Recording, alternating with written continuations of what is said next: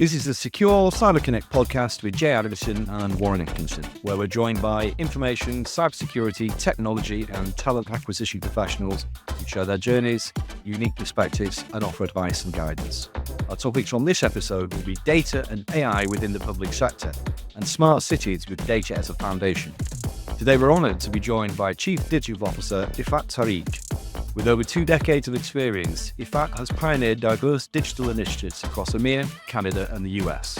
Focused primarily on smart cities and the public sector, she's helping governments that are leading the nation in their use of data and evidence by providing a clear path to excellence through digitisation. Iffat has worked on various initiatives related to urban operations, delivering complex technology solutions, and with her extensive experience in developing modern data platforms for both state and local government, Iffat has become a trusted advisor within the government data industry. Her expertise in bringing people, process and technology together, along with an underlying foundation of data, has just transformed cities to move beyond pockets of excellence to city-wide scale, sustainability and residential impact. Her advisory role in the government data sector earned her recognition at the Arizona Digital Government Summit 2023 in the session My Data plus Your Data equals Our Data.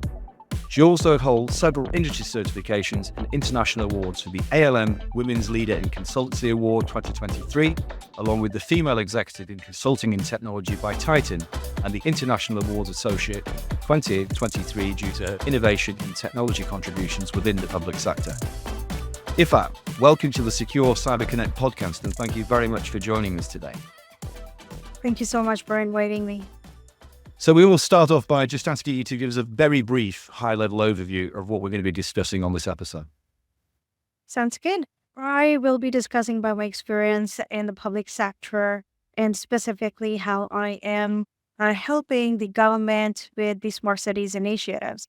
As we will talk more about the smart cities, we will also be talking about how I'm helping in the evolution of our smart cities where the leaders are spending time in the emerging technologies and using various data platforms for the evidence-based decision making. So we will also talk about what does it mean to have a smart city and how are various cities going through this journey. And I will be sharing some experience and examples. Yeah, that's really exciting. Jay and myself are really looking forward to this session. I mean, before we sort of unpack all of that, could you perhaps share with us something that you're either proud of, excited about, or would like to share notes upon, which perhaps isn't on your LinkedIn? That is a great question. As Jay was saying, I'm really proud of a couple of awards I have won last year in the industry. The reason I'm proud of them is I have been able to use those platforms to pave the path for other females who are actually coming in the industry, specifically for STEM. I'm a huge advocate for diversity, inclusion, and equity, and those platforms did give me a chance to be that leader to bring more females into STEM industry. One of the other things I'm really proud of is in 2012, I was having a life change over there, and I started learning painting. Did not realize how long I can go. I learned doing the painting for 4 years. And the next thing I knew was I was having a new passion and work, which gave me a really good industry recognition in terms of my painting as well. Amazing. That's incredible. Well, what style of painting is? I do acrylics and different type of cities, landscape, portraits and stuff. That's amazing. So I suppose the obvious first question would be, how do you define a smart city, and why is data so key to its development and foundation, if you will? And maybe if you could share some examples of how these data-driven platforms have been enhancing urban life and operations within smart cities. Sounds good. My theory of smart city is not about technology. It is about the connectedness it creates between all of these elements. You talk about technology, you talk about partners, citizens, infrastructure.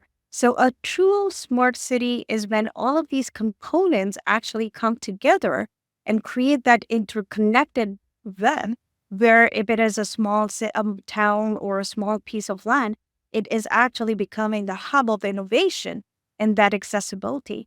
So you're talking about that network which fosters the sense of the shared evolution and the innovation it brings and which becomes more efficient for everyone. So for the fundamentals, for me, sustainable smart cities are a very crucial imperative when it comes to the urban centers, aiming towards enhancing the life of a citizen. So the key pillar is that you're ensuring that any emerging technologies you are implementing, they are all contributing towards the overall well-being of your citizen. Whether you are using the cutting edge technologies, whether you're using data or AI, they're all focusing and approaching towards the same goal. On the other hand, it is also about combining your physical infrastructure with digital. Let's take an example and envision a city. So you have a city where there is smart lighting. It is improving your energy. And then you have the smart waste management, which is again bringing the cost efficiency.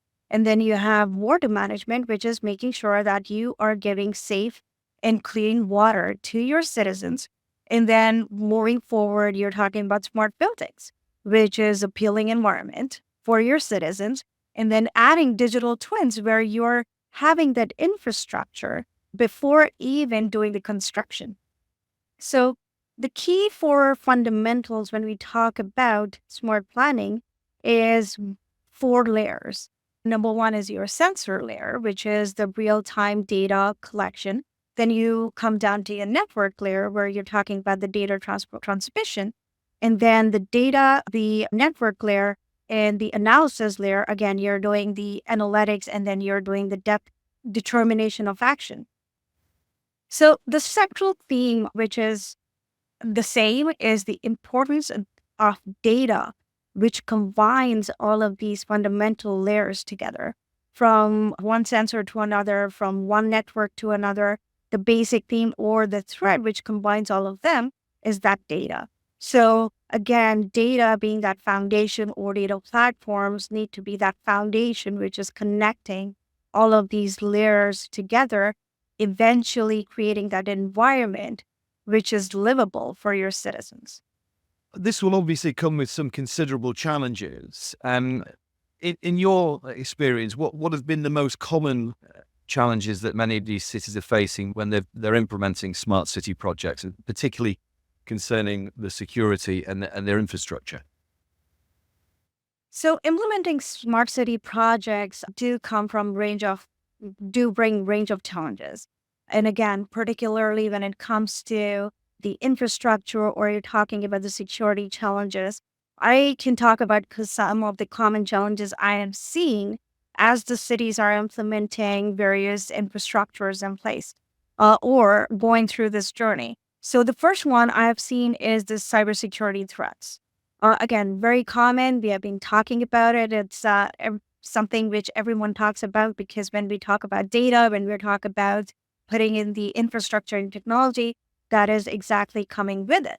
The other thing is the data breaches with the vulnerable IoT devices. You are talking about the ransom attacks with the disrupted critical services. You're talking about all of the sensors, drones, and every single infrastructure you're putting out there, which is collecting data. So those are pretty huge challenges which the cities are facing. Again, also related to the privacy laws.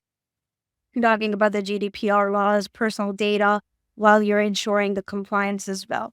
So that is one thing. And the other challenges, which is again very common, is the infrastructure, the complexity, and cost. A lot of cities have systems which are legacy systems. How do they actually bring in, or are they ready to bring in some new systems to support that infrastructure or that support your smart city initiatives you're going with? So again, the cost or the funding is again not something which is considerable and which they have to really plan for. The other is, again, when you're looking for the funding, you're looking for that long-term sustainability of these technologies. So limitation of insufficient funding can also be a challenge for the cities. Then we're talking about, are they ready for the physical infrastructure? When you're talking about the network, we're talking about putting in technologies which are, for example, networks or fiber optics, 5Gs. Is the city ready, or are they ready with the existing infrastructure which can accommodate? So we're also looking at what are the possible challenges of weather conditions, the environmental factors. Can the city put in those infrastructure softwares or planning into place while also considering these challenges? The one of the things I've seen is how the companies actually implement those smart city infrastructure even though they have the limited data processing or data management fundamentals. But then they come to the roadblocks and then they realize that we need a strong data foundation to support these decision makings. I can give you an example for one of my clients, City of Glendale in Arizona. And what happened was in 2020, they went through a drought situation and they had to actually identify what were the risks, how big was the impact, and how can they make quick decisions. Certainly, they realized they needed a centralized modern data platform, or the GIS data or the data foundation needs to be providing that data insights, which is trustable, which is timely, which is again providing that risk in terms of basically how do they make the quick decisions to come out of those conditions. So more modern data platforms, absolutely, if you don't have them in place, it is a challenge. And that is a roadblock for a lot of smart city initiatives. And then when it comes to data, what about the ownership and governance? So the other challenge is cities not understanding who owns the data, who is responsible for the data. What about the data sharing policies? What about the interoperability of the systems? And when you're sharing or doing your AI, how far can you go? Because you have those data ownership and governance. It's all about maintaining the privacy for your citizens' data. So that is definitely a challenge. And as I said, the political and social challenges are also kind of a part of the situation which the cities face, because you might have a land or a piece of a land where you are facing some political challenges which are you need to overcome first before you can even implement a piece of sensors or lighting or water management or waste management technology pieces in there. So again, with the potential success of urban living, you also have some challenges with those. And if you're really having a strong foundation of data, robust strategies, you can be ready and be prepared for those challenges. You need to have your cybersecurity roles and policies and procedures and strategies in place to actually make you prepared even before you get into those risks and challenges when it comes to you. Yes, it sounds like setting guardrails is important, and all of these projects are taking perhaps a secure but designed approach. There's certainly a wide spectrum of challenges that have been outlined there. Thank you, Iffat. And I think in terms of the managing partnerships between, talking about funding and managing data, how can these partnerships between the public and private sector help to overcome some of these obstacles? So again, I spoke about one of my clients. I'll take the example of City of Glendale first. City of Glendale in Arizona, when they invested in fostering a collaborative and co-creative smart culture for the citizens and the stakeholders, the Smart City initiative for the modern data platform was designed to serve 28 agencies and departments, whether it's from fire to water to waste management, and it included a lot of numerous use cases. So what was done or how they achieved it is they actually had to bring in the private sector or the vendors and the consulting firms together to create that architectural platform, which was scalable, which was doable, and which had that strong foundation for you're talking about technology partners like Microsoft, Calibras, Oracle, Azri. All of them were brought together to create that successful platform. So these partnerships, when you're talking about the partnerships, these are helping the city build that smart city solution, which is again aggregated from multiple data sources, which is again used for reporting and analytics. And when you're talking about these partnerships, you're also ensuring that you have the resources, you have the expertise, you have the technology, and also the funding together, which is supporting you towards a similar goal. And again, when it is smart city solutions, as I said, it is all about connectiveness. It's all about how you're actually talking about connecting all of these pieces. And when you're connecting your private sector or the public sector together, you're actually creating those strategies, your policies, which are much going on with the strategy rather than in the silos. You're also contributing that risk or distributing that risks, which are coming from the industry or cybersecurity and all of those data threats. And you are sharing that responsibility between both the sectors, which is giving you that success in the end. For sure. So, Iffat, from your perspective, what key elements should local government prioritize, especially when you're trying to establish a robust data foundation for urban management? So there are certain elements they need to prioritize before they even get to this journey or start their planning or prioritizing what category they would like to go into. I would start off with, again, we're talking about governance, we're talking about the stewardship.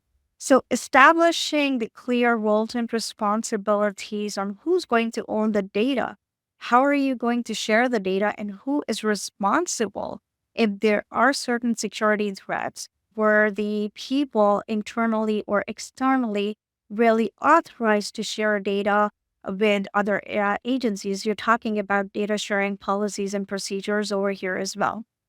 So they need to put that data governance foundation into place. The other ones they need to do is data privacy and security laws. So you need to prioritize what is the sensitive data.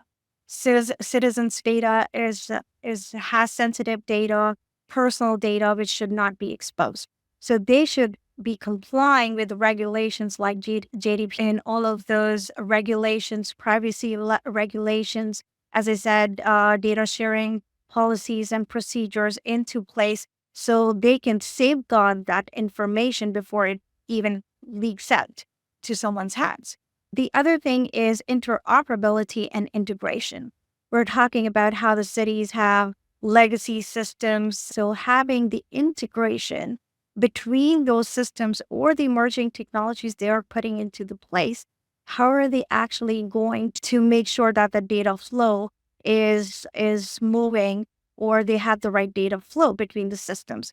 To have that, they can have that centralized data foundation. Again, a lot of modern data platforms are out there. So having that architecture or that foundation of data governance, and the other technology pieces like data lakes, data warehouses, that is very much important. Another piece, and for the cities, it is very important to share that data outside of your departments and say, that means open data and transparency.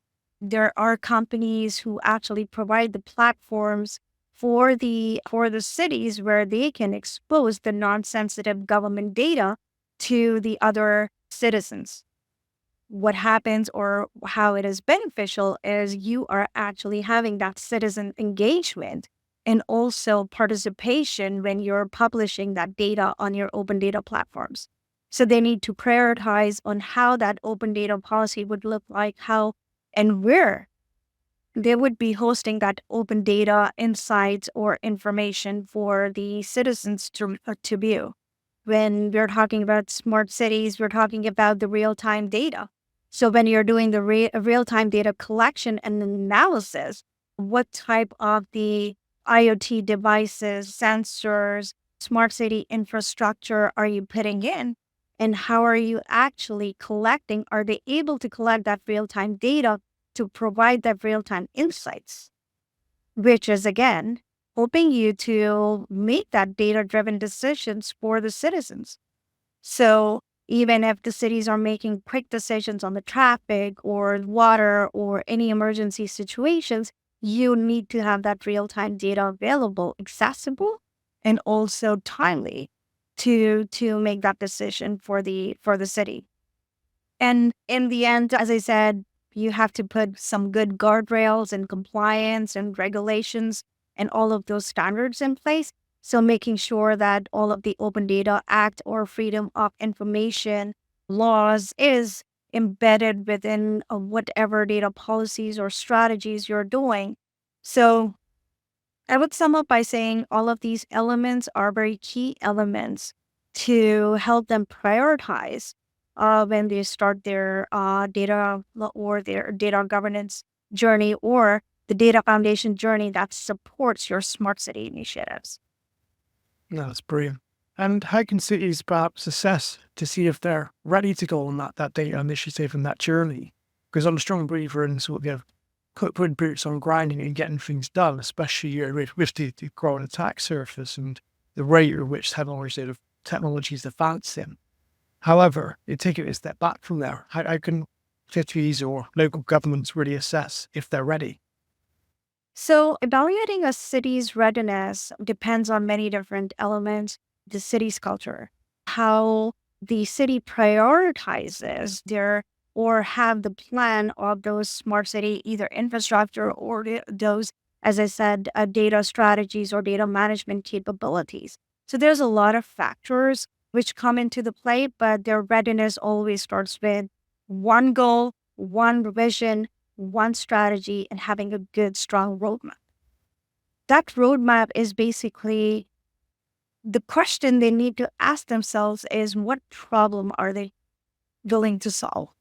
What are the first priority problem they're willing to solve, and what is the key decisions they need to make? So having a good, strong goal with having those strategies, and it doesn't even have to be one strategy. Now we're talking about AI strategy. Now we're talking about planning for your data collection, data governance, cybersecurity. So all of these goals and vision comes into the play. When you get your goals and vision ready, then you're talking about the financial readiness. Again, with all of these comes with a cost. Do you have that financial capability, or your city is ready to explore the new emerging technologies you need to put into the place? And when you're talking about the funding and operational visibility, you're also talking about, do you have some investors? Do you have some partnerships? How are you getting ready with those who will be bringing those financial stability to support your smart city initiatives? And then once you have locked down your funding, you need to have that buy-in from your stakeholders. When you talk about cities, you have to take the buy-in from the council, from various different members. Again, giving the example for Arizona, city of Glendale. When we started putting the funding together, or the leadership had that funding together, they actually went to the council to actually provide the actual roadmap and vision. So that gave them a very quick buy-in. You cannot run with those smart city initiatives by yourself. The other thing is the buy-in and the participation of your citizens. Are your citizens ready for you to bring those technologies into place, which is huge? Sometimes we're thinking about we need to implement technology, or we're thinking how do we be in the competitive advantage from other cities. Well, what we don't realize is in the center of your smart city is always your citizen. So be prepared with bringing your citizens on board before you even start implementing those technologies into place. And then it comes the infrastructure readiness. Do you have the infrastructure ready? Do you have all of these devices? Is your network that strong? Are you bringing in all of the, for example, IoT device coverage? Do you have all of these together? One of the studies which was done by Cisco was at least 86% of the companies are not ready to leverage the full potential of AI and data. Why? Because they don't have the infrastructure ready. They don't have the centralization of data. They don't have the AI governance in all of these places into place before they start their journey. So that is important. We spoke about the stakeholders. I would say data governance and management, having those foundational policies in place that when you bring these technologies or you bring all of these stakeholders together, they will be looking for data. In the end, you're making the decisions based on the data. So have that data governance policies or data governance framework together first, have that foundation ready. Yes, technology comes after. It's not about technology, it's all of those foundational pieces and pieces which come together. And then once you put those into place, do you have the security and privacy laws, cybersecurity measures in place? Having those policies in place are integral. And then collaboration opportunities. We already talked about private and public sector coordination and participation or partnerships.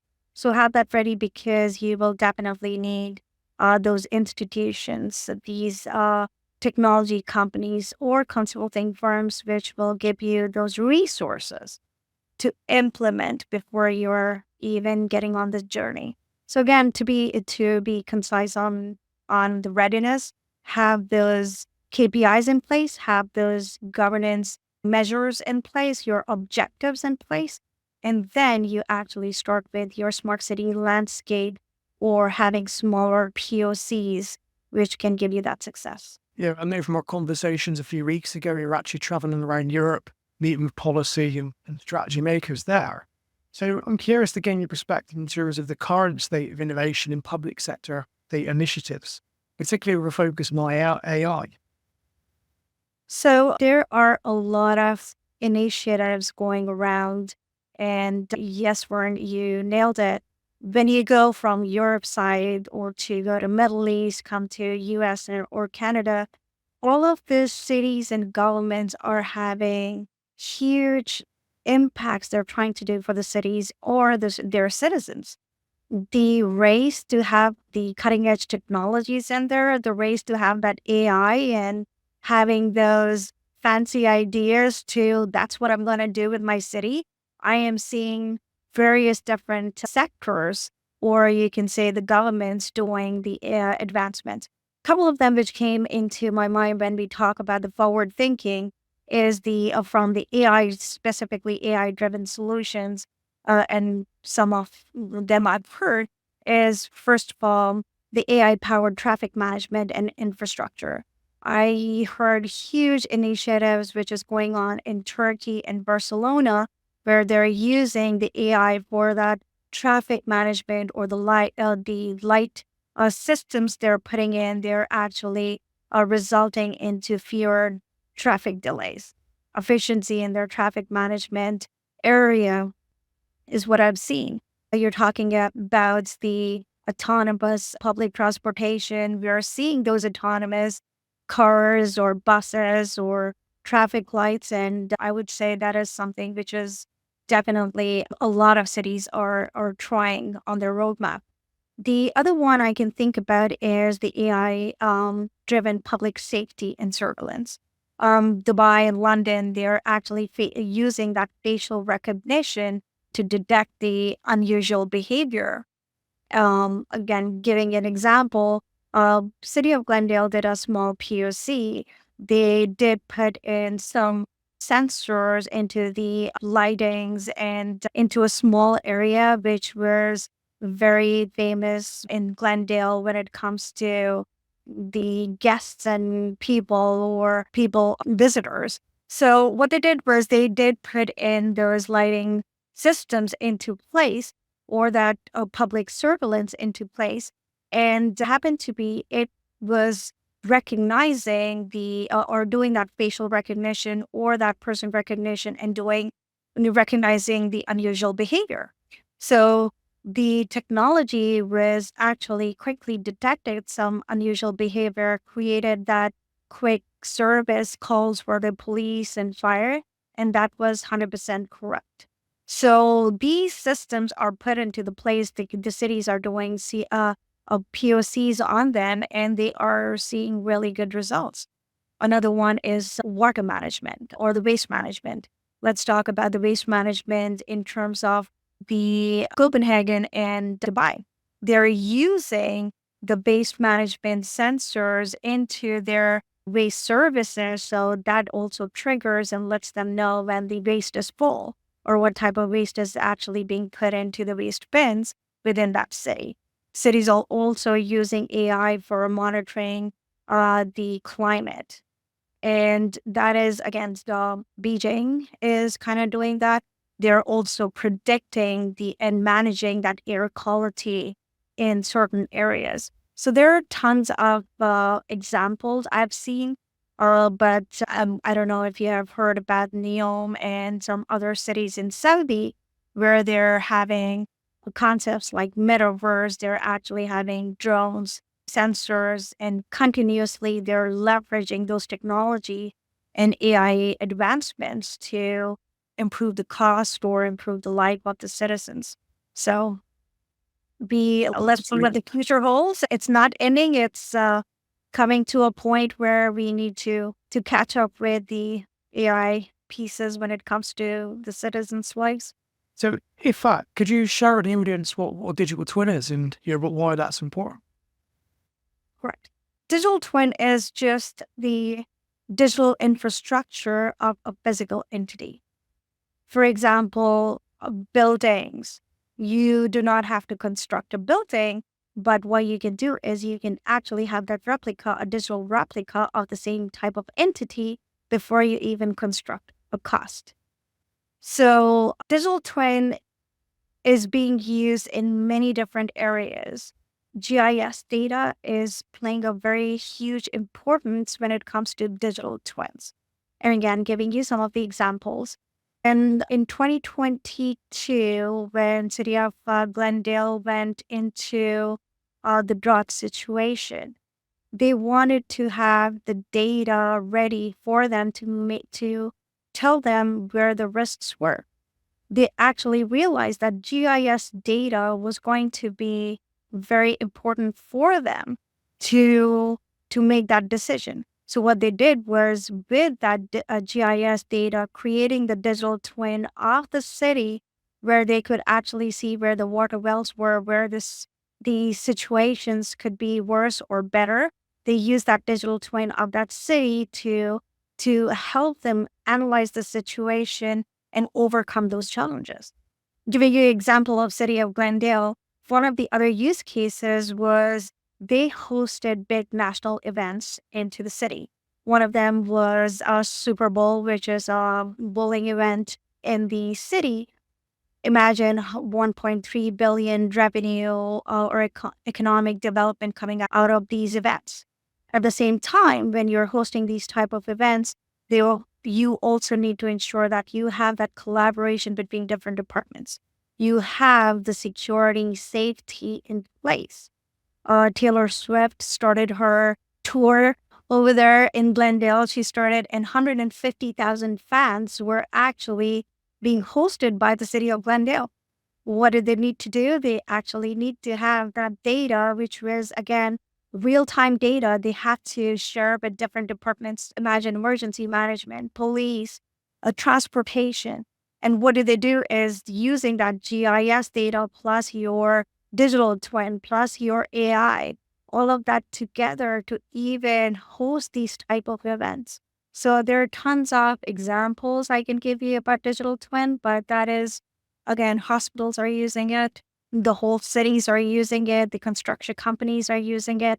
And you will see that evolve into many different other sectors or governmental areas when it comes to digital twin, AI, and GIS data specifically coming together. Could you perhaps share with us a bit of career advice and guidance for those that are looking to develop their professional career in the areas of both data, AI, and security, of course? Absolutely. So when it comes to security, I would say the cyber resilience, right? What does that mean? It's about the combination of having that cybersecurity skills and knowledge and that risk management, and also ability to quickly implement the strategy or the robust response when the cybersecurity or the security attacks are happening within the city, or even when you're going through it. So you need to have that resilience to be prepared for that. The other one I would say is very important is I keep on saying it's not about technology. It's way beyond. And when I say that is you need to focus on building diverse skill set that combines not just the technology skill, but also a strategic thinking to these type of situations. And again, basically doing your networking, I would also say bring that curiosity into the game, because when you're talking about AI, we're talking about emerging technologies, understanding what they are and bringing that skill of how do you embrace that challenge and be prepared for the upcoming future of urban operations or future of smart cities. So bringing that would definitely be an advantage. I mean, thank you for this great insight on things, Iffat. And it's clearly very critical that data governance is a key part in ensuring that the success of and security of smart city projects. When it comes to effective communication with board levels and C-suite, and of course all the various different stakeholders involved in successful transformation, we ask all our guests for their go-to analogy. The tech industry is full of analogies, and do you have a preferred analogy or a favorite for simplifying technical concepts? My analogy is about connectedness, right? So just think about a switchboard. So everything is connected together on a switchboard. You need to know what problem are you going to solve? Is it the light problem? Is it actually the energy problem? And which button or plug you need to pull and when? So when you speak to the C-suite, it is very important for you to explain it into a business way on what problem are you actually going to solve and what are you going to do to actually accelerate it or make it easy for them to solve that issue. That's basically my analogy. And if you have that skill of connectedness within you, you can easily make that business and technology use case to get the buyer. So being a special advisor for Orasi and working closely with Chiruba Vansikar, one of our previous podcast guests, where does this sort of, if you could be sort of kind enough to explain really more how Orasi is leveraging data and AI to drive innovation within smart cities, and do you have a unique approach that your organization is taking to support urban transformation?